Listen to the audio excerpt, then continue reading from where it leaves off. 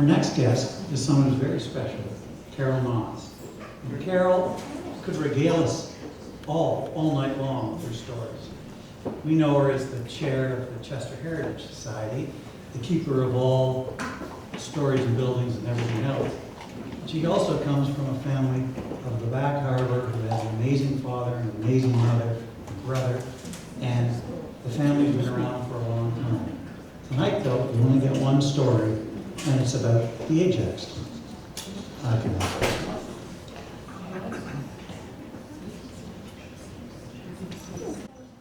Good evening.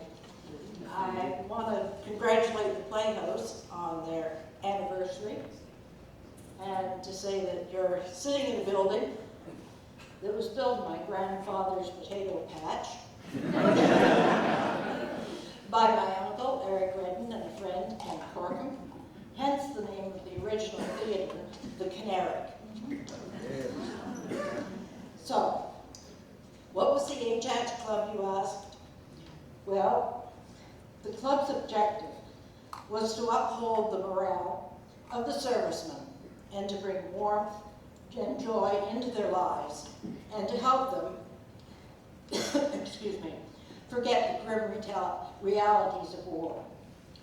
During the Second World War, Halifax was an embarkation point for 92% of the servicemen leaving here to go overseas. In Halifax at that time, they formed what they called the Ajax Club, which provided places for these sailors and seamen to visit. According to their records, in 1944, the Ajax Club registered 25,184 visitors in 1 month. The men were sorted into groups and sent out to smaller Nova Scotian communities. The operation of the organizations are believed to have stopped in 1945. In September of 1942, the Chester branch of the Ajax Club was formed with Mrs. Marion Henniker as chair. The club in Chester was composed of 44 women who opened their homes 24 hours a day, 365 days a year. Of those who opened their homes, 13 had members who were on active service. Of special notice is the people who served and helped, in particular, Miss Jenny Stanford and Mr. and Mrs. Cotton Smith, all of whom were over 70 years of age during that time. Also deserving special mention, the Hilts hostesses from Marriott's Cove, some of who had as many as 8 of the boys, as they called them, at one time. The Chester branch between 1943 and 45 serviced over 2,000 Royal Navy ratings and DMNS, naval and military gunners in their homes. At times, there were 180 boys, as they were known, in our area. They came from England, Scotland, Wales, Holland, Java, Australia, New Zealand, and Tasmania. The men's expenses were paid by the Ajax Club in Halifax, who raised money for this throughout Canada by popular subscription. An Ajax cottage that became known as the Bell Cottage was donated by Hugh Bell, and it opened in 1943. As near as I can tell, the location was a boathouse at 250 Pigloop Road, which has now been converted into a residence.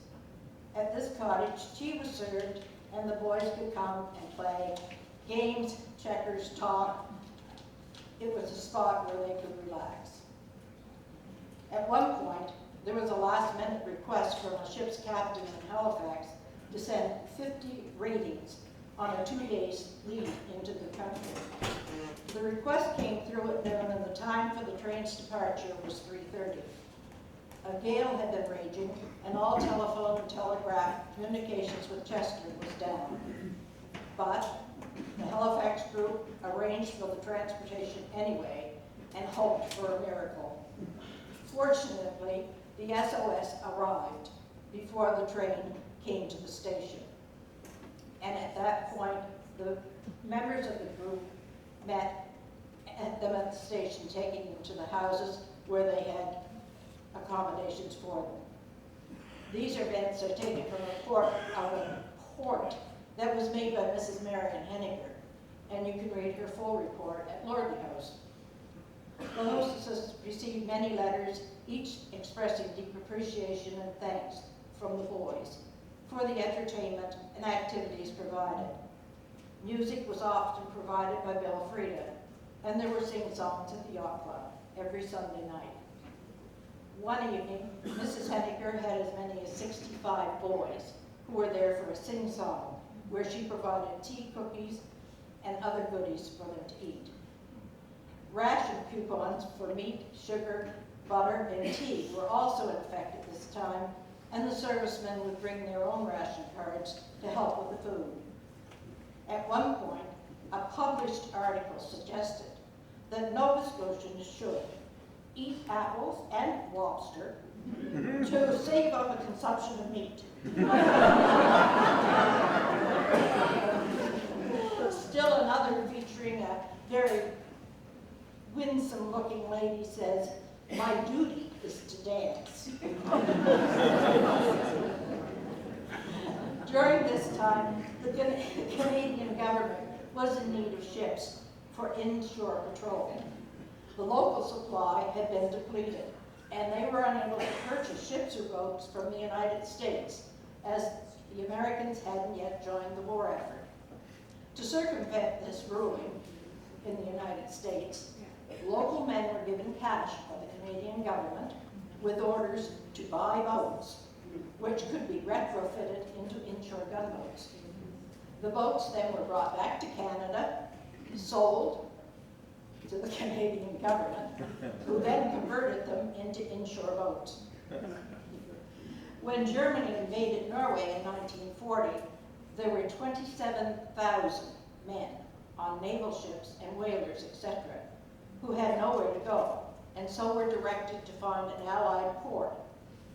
Many of them arrived in Halifax and eventually constructed Camp Norway in Lunenburg. Here in the village, the Hackmatack Inn was purchased by the Norwegian government to be used as a convalescent home. It housed over 100 men, and those able to participate joined in the activities in the village. Norway expressed its thanks to the village by placing a monument at the parade square. But that story is for another time. The display at Playhouse this year focuses on volunteers, done by the Ajax Club and other members of the community. They rolled and saved tin foil from cigarette packages, rolled bandages, knit socks and sweaters and mittens, made quilts, packed shoe boxes, and volunteered to attend the dances and hold the sing-songs, worked at the convalescent home, took the men on picnics and odies, and saw that they enjoyed all manner of sports and activities summer and winter. The hostesses' homes these men would have visited have been identified and are pictured as they would have looked at that time. There were only 4 houses that we couldn't identify. Perhaps you will be able to do so. The camp, owned by the Lindsays on Little Gooseberry Island, was also made available. The men were taken by boat to the island, and when they were needed for duty again, a flag was raised on the end of the peninsula, signaling a recall to duty. I would invite you to Playhouse this year to learn more about the village volunteers, information about the Norwegian presence in the village, the admirals who called Chester home, and the connection between the admirals and the Llewellyn Sea Cadet Corps. Also available are copies of thank you letters sent by the boys and more information about the Ajax Club. Do come and learn more about Chester's history during the Second World War.